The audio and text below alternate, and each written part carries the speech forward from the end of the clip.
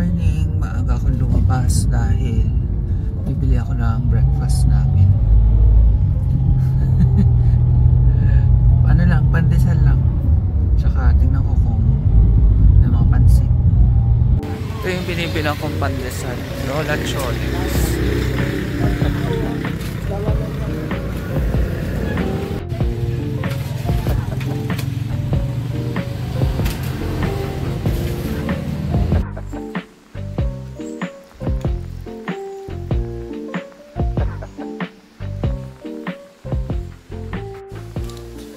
Yan, tapos na ako mag-breakfast kami para.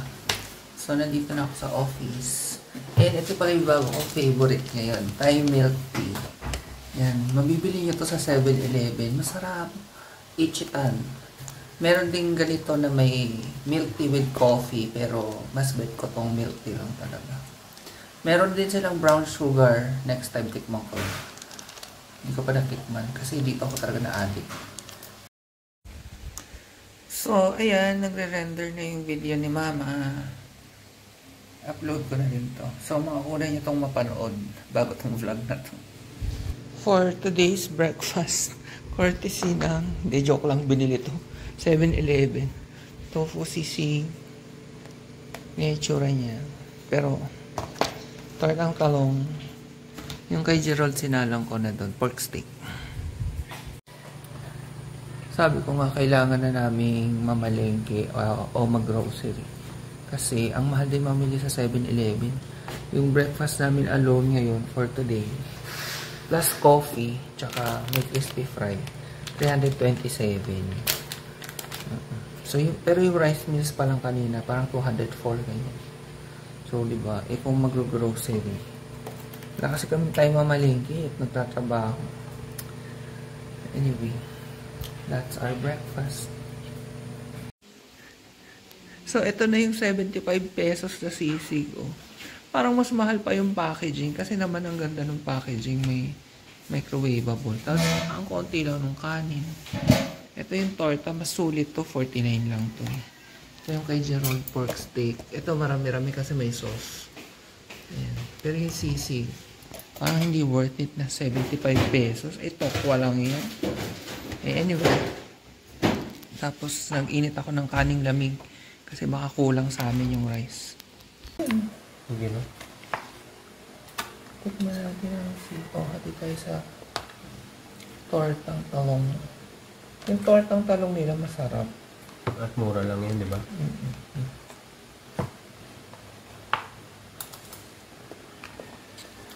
Tikman ko muna yung sisig nila bago i-judge. May Hap.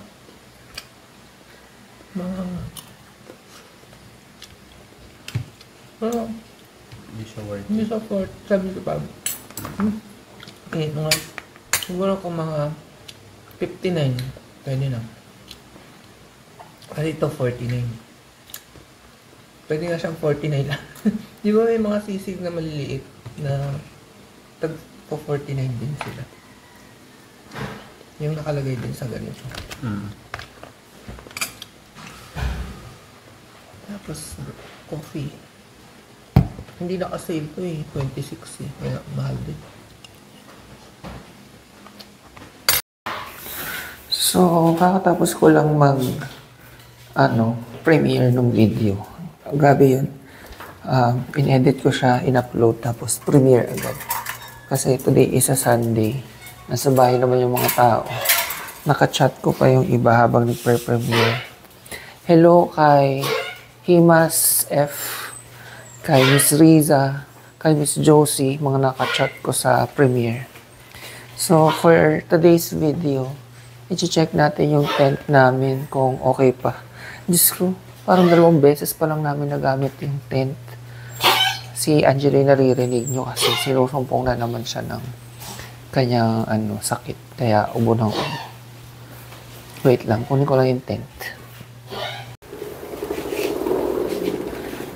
Yan, dito nakatago yung aming tent. Matagal na to, nasa Bulacan pa kami nito. Kung matagal na kayong nanonood, napanood nyo yung nag-camping kami dun sa Ha? San Ildefonso ba yun? Tsaka doon sa amin, sa ano, bakura namin. Ano yun? 2020. So, 4 years na tong tent, 2 beses pa lang nagamit. Nasaan? Nasa ilalim. Sorry nga pala sa mga naghihintay ng house tour. O, ayan na, nakita yun ng buo. Joke lang. Wala pa kasi tayo maglinis. Okay lang ba sa inyo mag-house tour ng magulo, madumi? Pag gano'n, sige, go. So, ito yung mat. Yung aming nilalatag. Kailan ba i-check? Check natin kung okay pa siya. Ang hirap lang nito ibalik eh. Pag nalukot na. Ano yung pegs? Ano ba yung nakaharang pala to?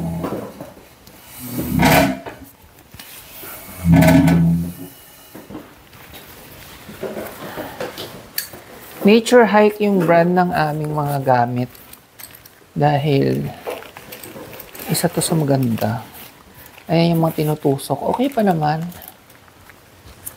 Yung tinutusok sa lupa. Pegs daw. Tsaka yung pangtali. Waterproof ba to?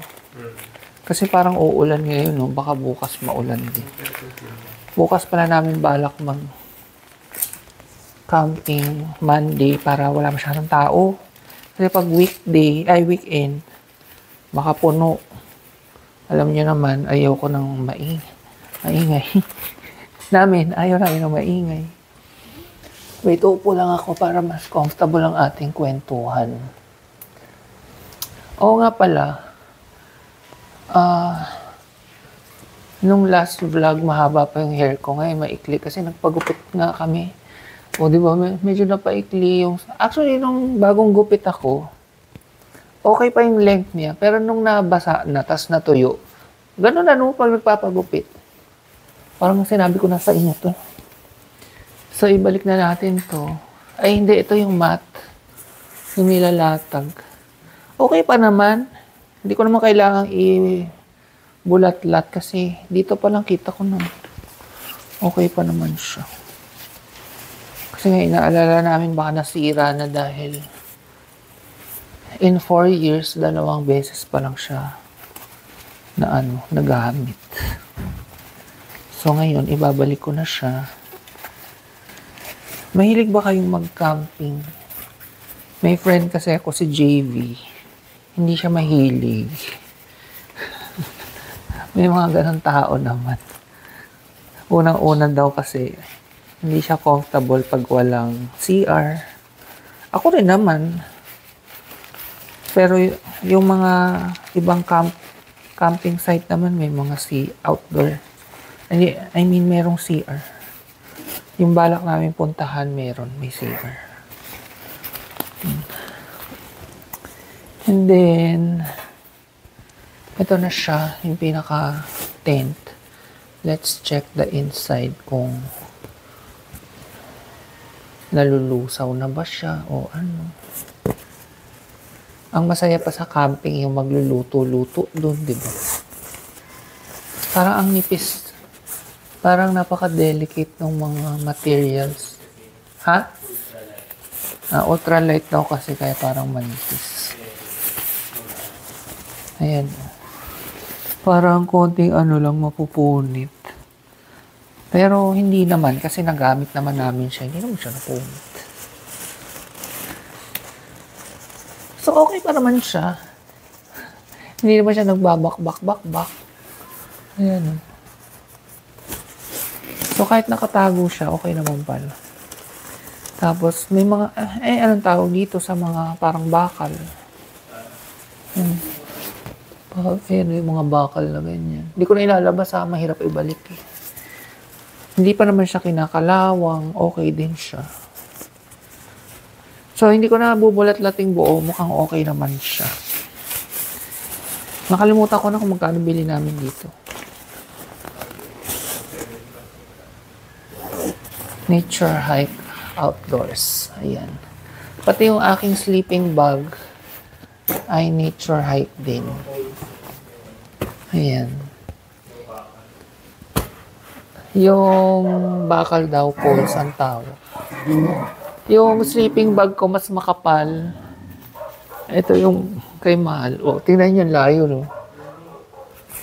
Ha? Ay, ano pa to? Pad pala yun. Ito? Ah, okay. Hindi pala yan sleeping bag.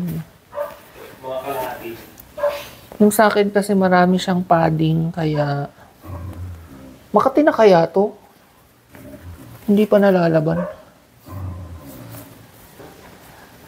Bahala na. Ilang taon na siyang hindi nalalaban. Paano ba laban ang sleeping bag? Ay, ito. Ano to? Ito yung sleeping bag niya pala. Ba't walang lalagyan? Manipis lang yung kanya. Yung sa akin mas padded. Tsaka may ano yung sa akin yung tinatalukbong na gano'n. Makita nyo na lang sa camping. Meron ka pang dry bag dito. Na Rock Bros. So, yan. Iligpitin ko lang. So, nakalimutan ko, meron kaming deadline sa work. So, hindi pala pwede bukas ang camping. Sa ano pa, the next day. Today is a Sunday, so mga Wednesday pa kami magka-camp. Ayun. Grabe ang ano ngayon, kulimlim. Kung nanood kayo ng unboxing video ko, sabi ko, mas gusto kong nagsiswimming ng makulimlim. Ganito yung perfect day para mag-beach. Pakita ko sa inyo. Ayan, yung ganyang maulap. Yan ang masarap mag-swimming. Nasaan ka nung nagsanuan kami? Wala ka. Yan yung hindi maulan. Maulap lang. Kung wala lang kaming work sugod kami sa beach ngayon Alam nyo ba, nung nasa Candelaria kami, sobrang lapit ng San Juan. Siguro mga 30 to 45 minutes lang. Kasi meron dong shortcut. May bridge doon na pag nag-cross ka, San Juan na. Pero nung nandun kami, hindi namin masyadong napakinabangan kasi busy kami sa work, sa pagpapagawa ng bahay. So, hindi kami masyadong nag-iisip na, tara mag-beach tayo. Ngayong nandito, tsaka namin naiisip, medyo malayo na kami, 1.5 hour away na. Ayun. Kaya namimiss ko rin ang Candelaria.